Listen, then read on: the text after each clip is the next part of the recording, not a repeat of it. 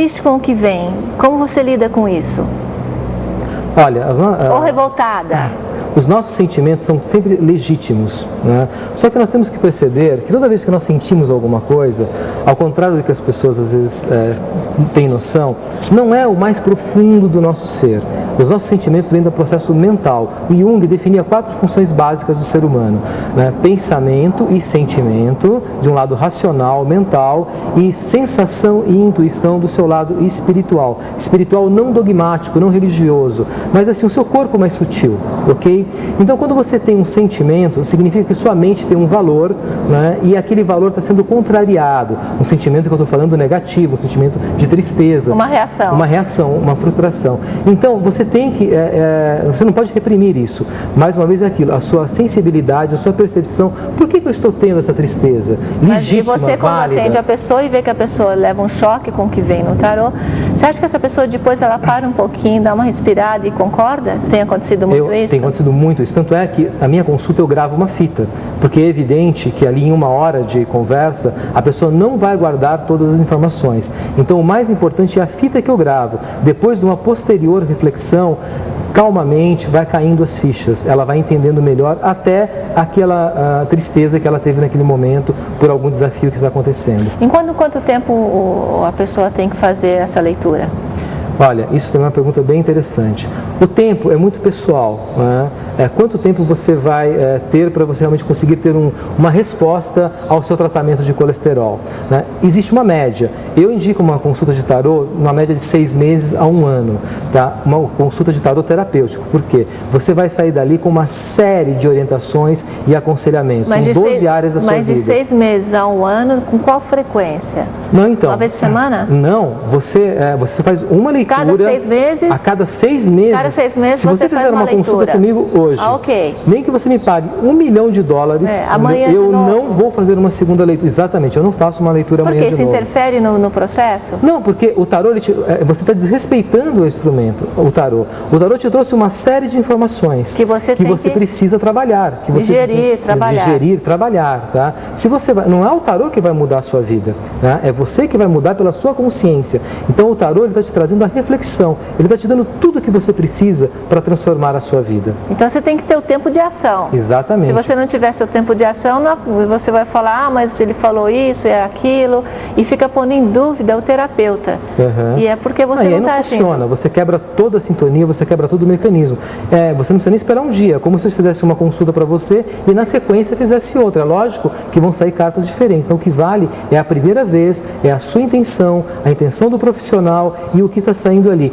E olha, é fantástico, é 100% de acerto. Eu tenho já realmente experiência assim, com um número muito grande de pessoas que já fizeram consultas comigo e que com o tempo comprovam e o quanto o tarô realmente auxiliou essa pessoa a se reencontrar, a assumir as rédeas da sua vida nas suas mãos. Ele falou uma coisa muito importante.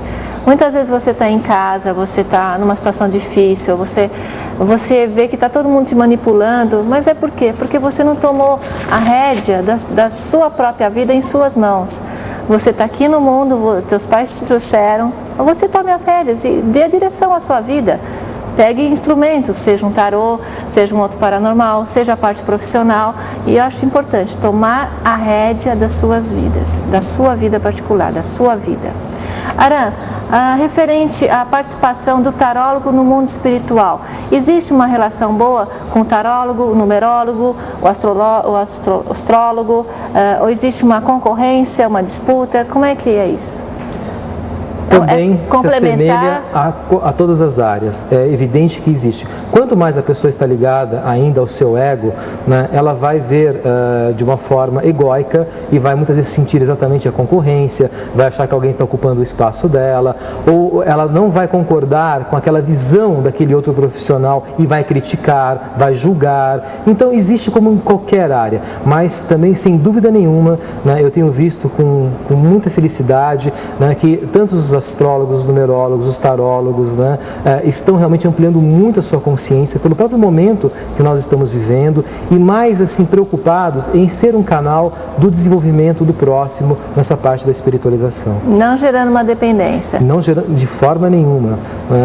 Eu acho que nós não temos que ter dependência a nada. Quando você falou, temos que assumir as rédeas, eu falei, você complementou, né? Temos que assumir a nossa vida nas nossas mãos. Nesse momento nós estamos tirando qualquer dependência.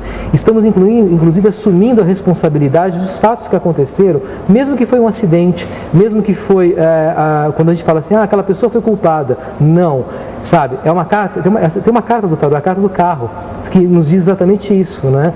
Então, eu sei que é confortável nós colocarmos a culpa numa circunstância ou numa pessoa, mas quando nós trazemos essa responsabilidade para nós ganhamos um grande poder, que eu chamo o poder do mago, ou seja, você começa a ter o poder de transformar a sua vida. O que o mágico faz, ou o mago faz?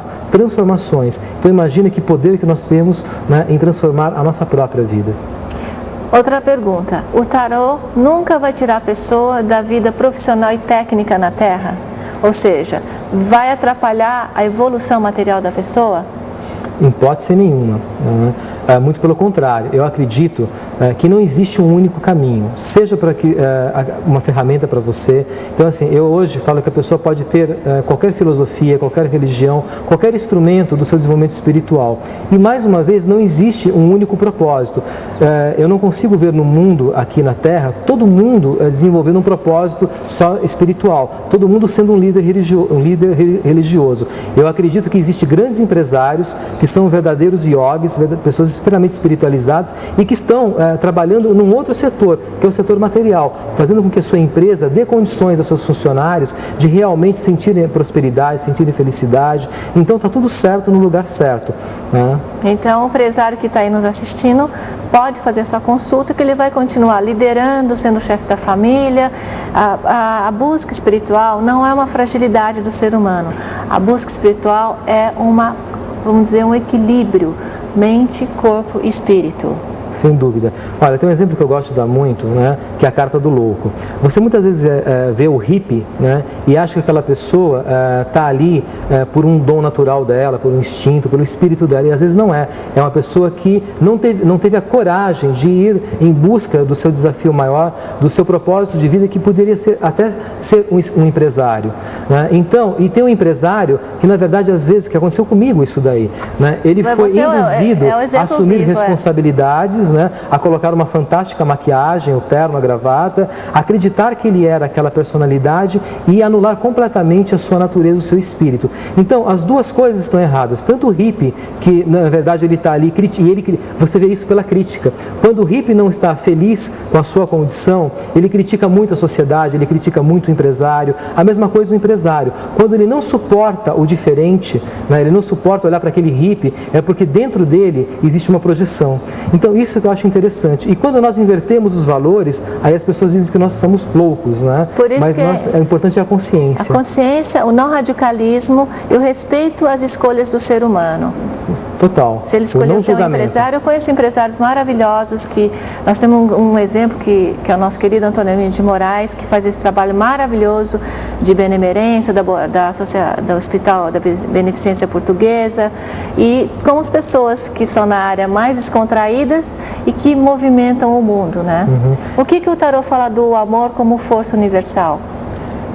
Você mesmo na sua pergunta disse, né? O amor é a maior força universal.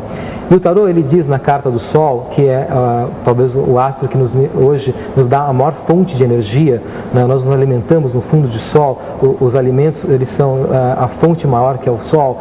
Que bom, hein? Por isso que eu botei um Sol atrás de mim aqui, foi uma boa dica. E o Sol, ele representa um amor incondicional. Tá? Isso é muito difícil, né? Como as pessoas têm uma dificuldade de entender, vivenciar, experienciar o amor incondicional. Então, eu vou falar agora, sinceramente, todo mundo que fala que ama alguém ou ama alguma coisa, mas coloca a condição, isso não é amor, né? Esse é o meu ponto de vista. Então, o tarô, ele nos remete a essa profunda reflexão de percebermos, entendermos e passarmos a viver essa felicidade, essa plenitude do amor incondicional. A sua última palavra para o telespectador nesse último minuto, a sua mensagem como tarólogo. A minha mensagem como tarólogo é que, assim, que todos busquem a consciência maior, né? Não julgue, não critique, entenda, busque realmente uma ferramenta, seja um livro, seja uma filosofia, uma religião ou um oráculo, né? Que realmente possa te servir a você se encontrar, se autodescobrir. Depois você vai partir para o autoconhecimento e isso você vai ter uma maior consciência da sua vida e de tudo que acontece e com isso maior poder e maior prosperidade, com certeza.